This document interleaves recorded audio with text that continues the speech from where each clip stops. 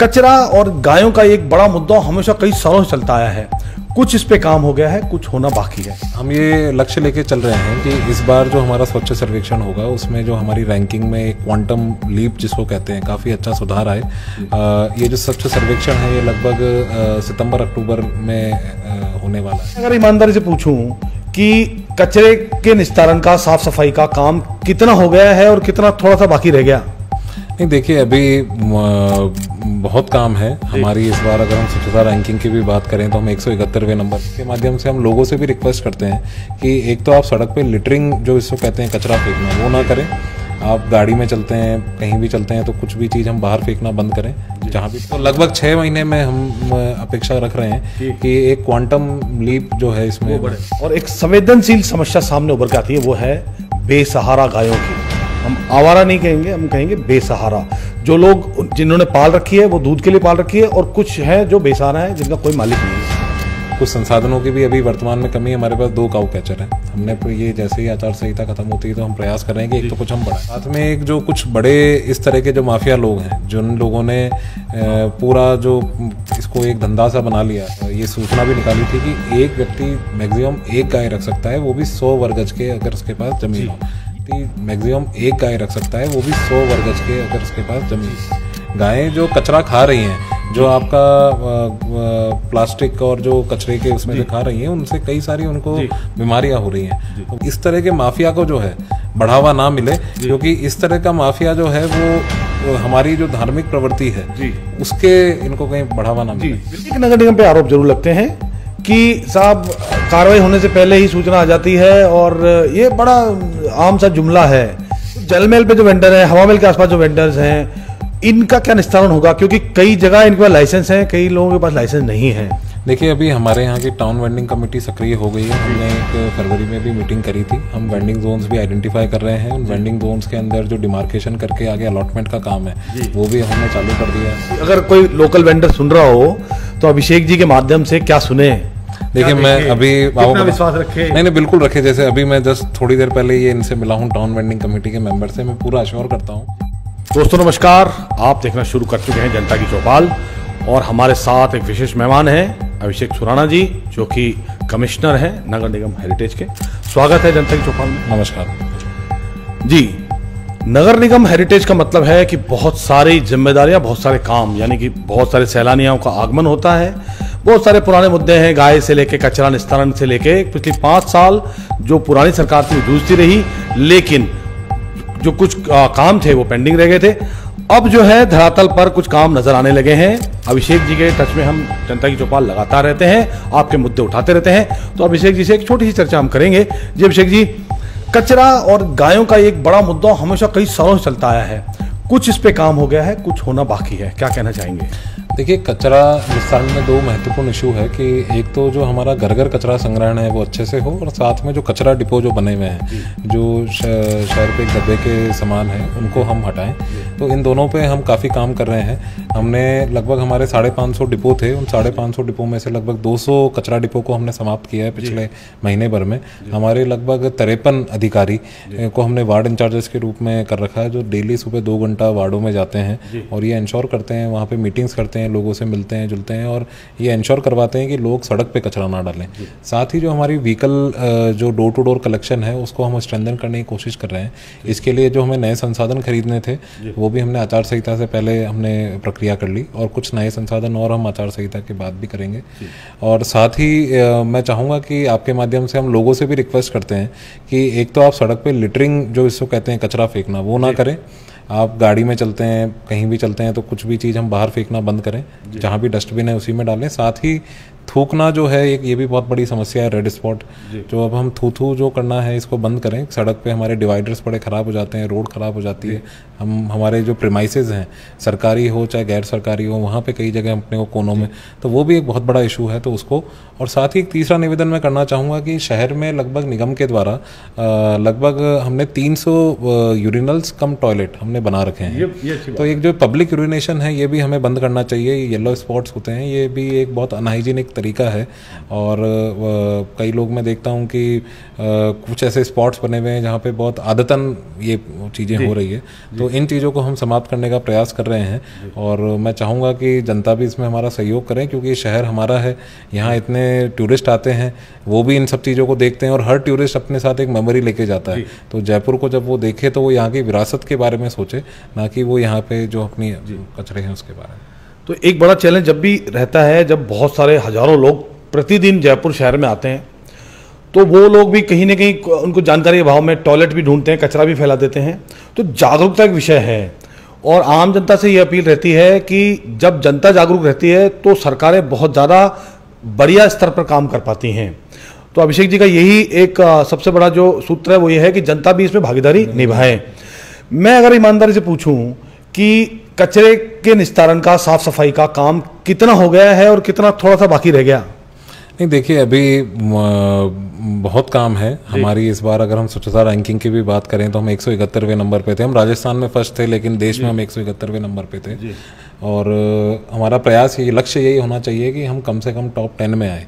तो कोई, क्योंकि राजस्थान का सबसे बड़ा महानगर है, राजस्थान की राजधानी है, और जयपुर जितनी प्लान्ड और डेवलप्ड सिटी पूरे देश में कहीं नहीं है। तो कब तक मानते हैं? एक टाइम फ्रेम बड़ा आवश्यक है। बिल्कुल।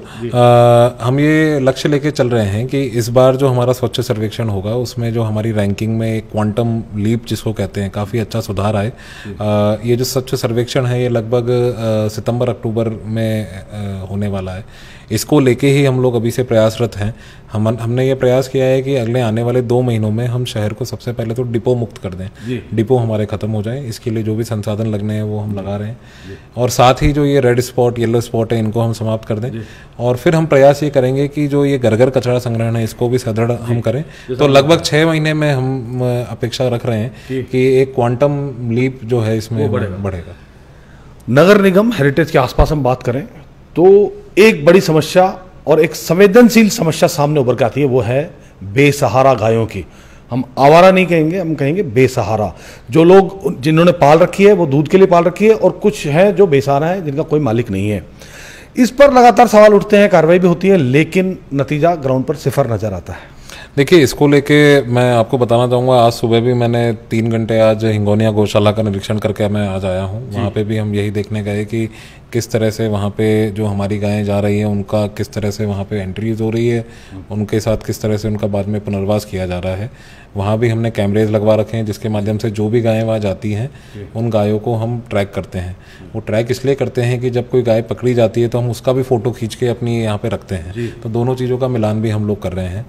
कुछ संसाधनों की भी अभी वर्तमान में कमी है। हमारे पास 2 काऊ कैचर हैं। हमने ये जैसे ही आचार संहिता खत्म होती है तो हम प्रयास कर रहे हैं कि एक तो कुछ हम बढ़ाएं, साथ में एक जो कुछ बड़े इस तरह के जो माफिया लोग हैं, जिन लोगों ने पूरा जो इसको एक धंधा सा बना लिया है, तो हमने भी ये सूचना भी निकाली थी कि एक व्यक्ति मैक्सिमम 1 गाय रख सकता है, वो भी 100 वर्ग गज के अगर उसके पास जमीन हो।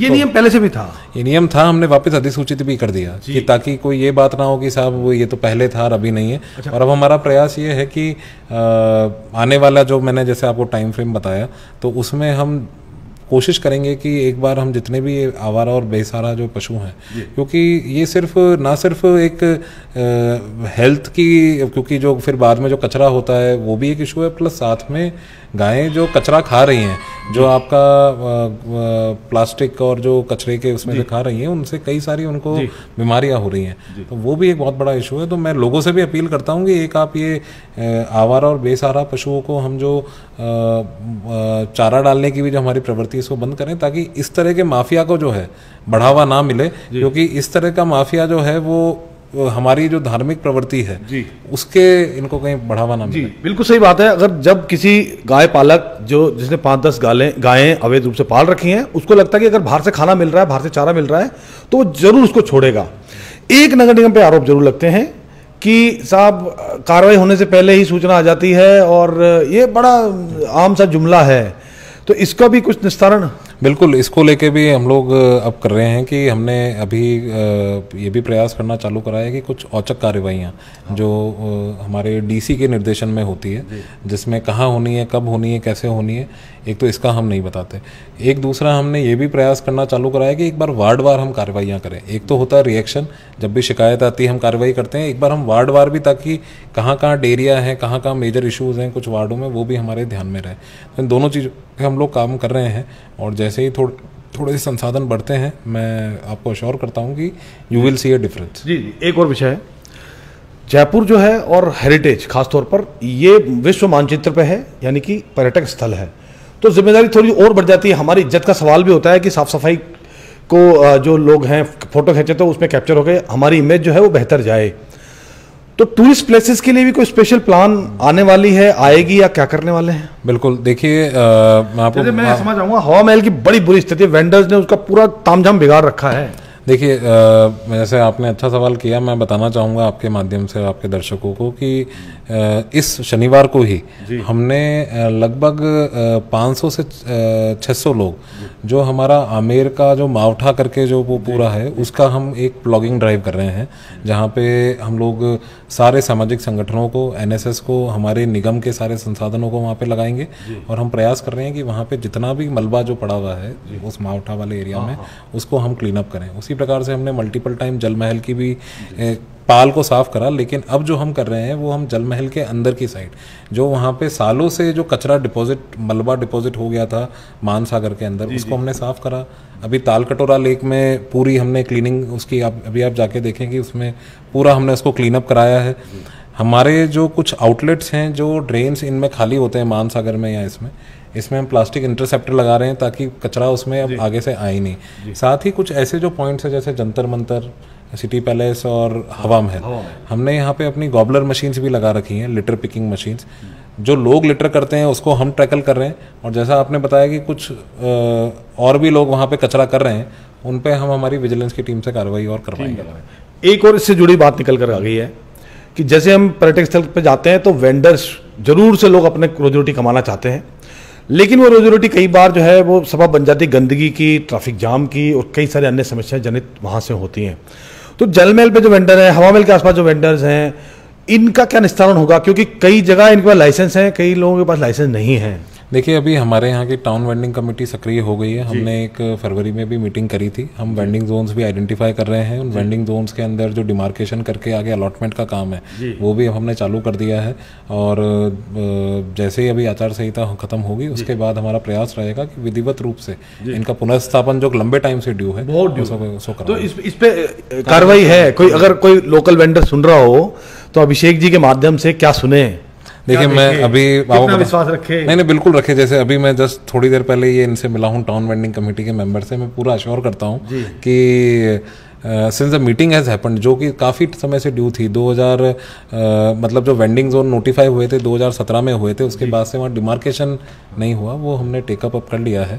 तो उस मीटिंग के मिनट्स में भी आ गया, और कुछ नए वेंडिंग जोन भी हम आइडेंटिफाई कर रहे हैं जो लोगों ने प्रपोज किए हैं। जी, तो जाते जाते आह्वान क्या है, पॉजिटिव यानी सकारात्मक आह्वान क्या है जनता से, और जनता से जुड़े हुए जो प्रतिनिधि पार्षद लोग हैं उनसे मेरा बहुत ही सिंपल सी बात है। हम अपना कचरा सड़क पे ना डालें, सड़क पे ना थूके, और हम इस प्रकार से जो भी कचरा है वो गीला सूखा अलग अलग करके अपने निगम के ऊपर में डालें। बस इतना ही हमारा आह्वान है। अगर इतना करने में पब्लिक हमारा सहयोग करती है तो बाकी सारी जिम्मेदारियां हमारी है, हम उसका अच्छे से करेंगे। जी, बहुत बहुत धन्यवाद आपका। मेरे साथ थे अभिषेक सुराना साहब, जिन्होंने बड़ी सकारात्मकता से बताया कि कैसे इस नगर निगम हेरिटेज का आगे जो है बेहतर कार्य होने जा रहे हैं, और आगे एक सुंदर बेहतर तस्वीर हमें देखने को मिलेगी।